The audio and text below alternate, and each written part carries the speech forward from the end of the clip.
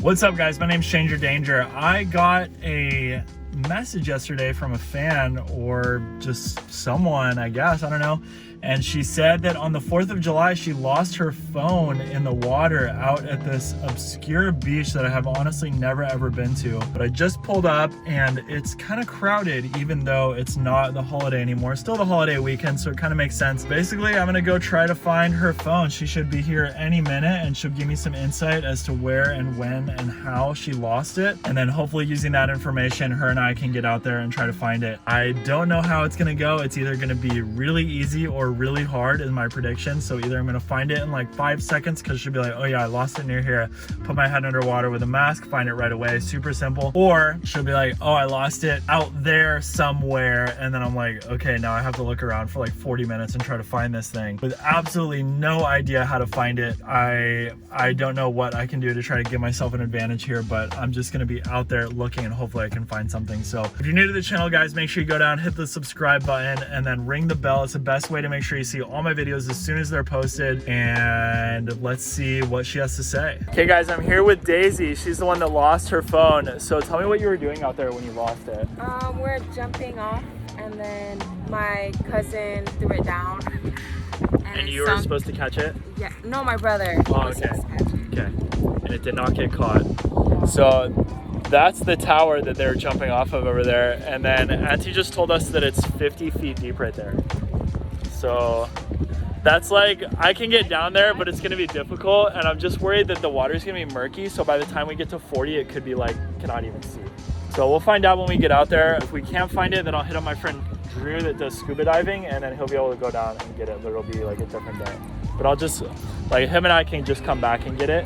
But yeah, because if you just told me, oh, it's by the tower, I would have been like, So I'm gonna get out there and try to find it, and then hopefully we can. It seems like it's at least near something, so we'll have some hope of finding it. Yeah, I don't know. Okay, we hope so too. All right, let's get out there. Oh my gosh, when I first put my face in this murky water, I was like, there's no way. Like, this was only 3 feet deep and it was hard to see. Like, I could see the bottom, but it was hard to see. And this was just covered in debris, like lots of fishing line, all that kind of thing. But the reef is so dead, I wasn't like gonna pick up all of the fishing line off of it. Like, this is, you know, a huge channel. And then I get out to this tower thing, and I'm like, okay, this is where she lost it from. Brittany popped down right away. I was like, okay, have fun down there, Brittany. Let me know how scary it is, because I have dove in water like this before, and it's not that fun. So my main idea is to go along the tower so that I can see something on my way down, because when you're just diving into open blue, or like anything where you can't see, it's just like, it gives you that feeling that you don't like. How far did you get? Yeah. So did it like get black or is it just dark? No, I didn't keep going. I was scared. Okay, great. I don't know where the bottom is. Yeah, I think it's gonna be impossible to find it. Yeah, I was pretty discouraged, but I was like, all right, I'll try going down. I'll at least definitely make it to the bottom, because I know how to dive to the bottom in this kind of thing. Because yeah, if you dive down where you can't see, it's just way too scary. So I was diving along this thing, and the whole way down, you think that you're about to hit the bottom, and then it just keeps getting away from you. Okay, so I finally found the bottom, and I was like, okay, there's hope now. Like, I have faith. And then I start looking around, and I know my head's moving around really fast, but you're able to see while you're moving this fast with eyes, you know, but when you're looking at it on the GoPro, it's kind of harder to see. So yeah, I was able to see, and I was like, what the heck, there's nothing here. Like, I thought there'd be other stuff for sure. And then I didn't see anything, and that was the whole front side, so I started to go back up, and Brittany wasn't looking at me, so I knew I was going to be able to spook her. No, it's super chill down there. Just go along the post to the bottom, and then start looking around. It's not that deep. It's like 35. Yeah.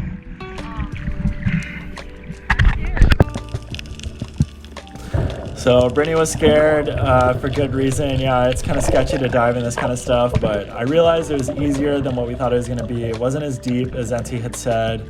So I was like, all right, there's a chance. And I was like, what if it drifted over to the backside as it was falling down? Because when a big flat thing goes into the water, like, it doesn't just go straight down, you know? And then 5 seconds down, I freaking found it, dude. Let's go.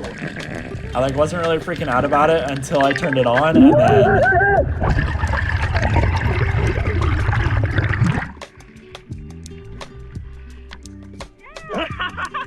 hey, look at this.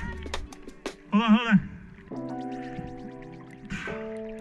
Oh, it is blowing up, baby.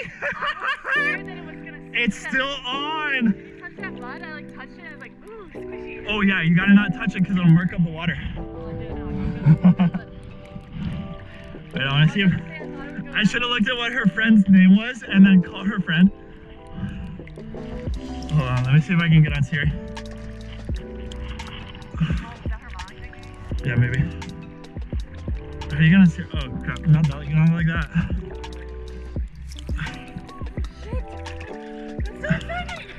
Call mom. Calling mom. Smiling face court.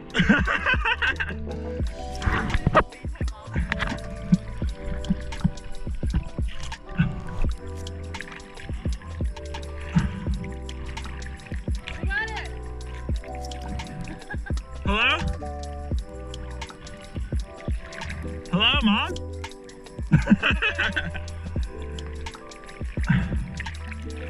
That one only took 2 dives. Yeah. I told you, either really easy or really hard. So if it was like diving in the harbor, it would have been impossible. Because the harbor, I couldn't see by the time I got to the bottom. Like I would hit the bottom and then I could see this far when I was at the bottom. All right, cool. Well, let's take the buoy. We'll go back in and then we're all done. Hey, is it wet inside?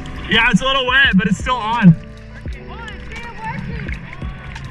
I called your mom, but she didn't answer. You're like, here you go. Just right there. It drifted over to the side, but it was pretty easy to see down there, honestly. Like 35, 40. Okay, hold on. Let me run and grab my phone so I can film your reaction. But here, you can get the water out. I might have accidentally locked it. What? All right, you got it. Thank you so much. Yeah. Oh, bring it out. Let's see if it works. It kept, the buttons kept pressing while I was bringing it over, and then I saw your iPhone is disabled for 1 minute, and I was like, okay, I gotta stop pressing the buttons. She's gonna get it back and it's gonna be locked. Oh yeah, you. Yay! You. All right. So it got a little water in it, so just make sure you like blow the water out, like just, and then don't charge it right away because it'll mess up the charging port because it has salt water in the port. So just let it Do I put it in rice, you could, but like honestly, just blowing on it and like tapping it will be enough. Okay. And just don't charge it for like a couple hours. Yeah, like tonight you could charge it. Okay. Yeah, so that's it. You stoked? Thank you so much. Yeah, no worries. Yeah, Yeah, I was like, yesterday I was really like calling a lot of people, and Yeah. I didn't know anybody. They were only gonna come for like $200. I was like, What? oh my Hey, God. you guys charging out there? You gotta chill. I Okay. know. It's like, oh, that's kind of crazy. Yeah. Okay. Well, I'm glad we were able to get it for you. Yes. No charge, of course, guys, because we do it for fun, because it's easy.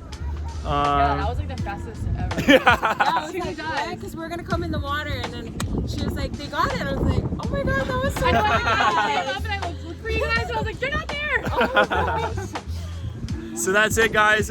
Make sure you go down and smash the subscribe button, ring the bell. It's the best way to make sure you see all my videos as soon as they come up. And then go ahead and hit like too if you're stoked that Daisy got her phone back. That was so cool. It's so easy.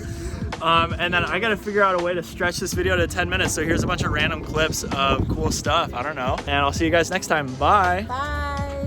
Okay, now guys, this is what you've been waiting for. This is my lesson on how to dive. So I'm gonna break this down for you. I have the clip in front of me, but I'm just gonna kind of talk and then I'll just cut the clip to how I think that I need it.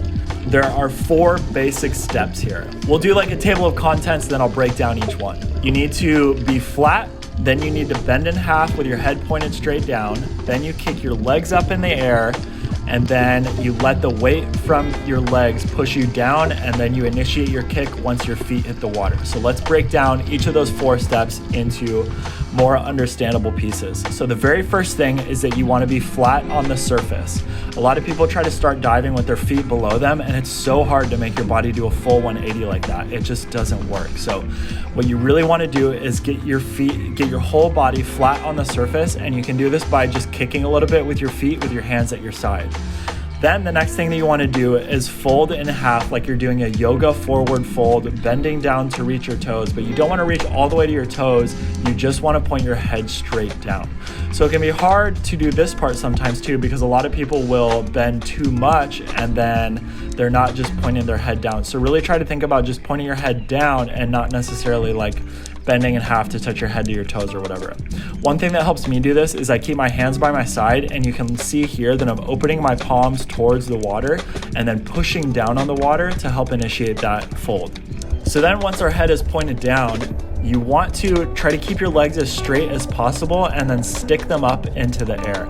I had Brittany record an above water angle so that you could see what my legs look like as they go above the water. And a lot of people here will bend their knees too much, and so you really want to make sure that you have straight legs. If you're having a hard time getting both legs out of the water, try lifting just one in the beginning and then using that weight to push you down, because it'll work with just one leg, but for me it's faster with two legs, so I like to do that. Finally, once we have both of our legs up in the air, and make sure that they're straight up, guys. You don't want to be pushing them too far over so that your heels touch the water, because then you won't get that downward motion caused by gravity with your legs out of the water. Finally, your legs are pushing you down, and then your feet have reached the surface of the water, and once they're underwater, you can begin kicking.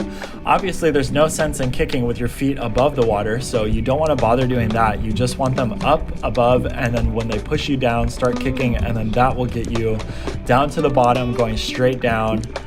And then the next thing you'll have to do is equalizing. So if you guys got that far and you want to know more, leave a comment that you've done this practice, and then I'll put up another video about how to equalize, different techniques and things that I do and things that I think about. The problem with me trying to teach it is that I can do it really easily, and so it's hard for me to understand what it's like for other people that are having hard times, but I'll try to talk to some other people that have a hard time doing it and see what they've done to get over their problem with equalizing, which basically makes your sinuses and ears more comfortable when you're deeper underwater. And definitely don't swim below 8 feet of water without equalizing, because you can seriously damage your ears.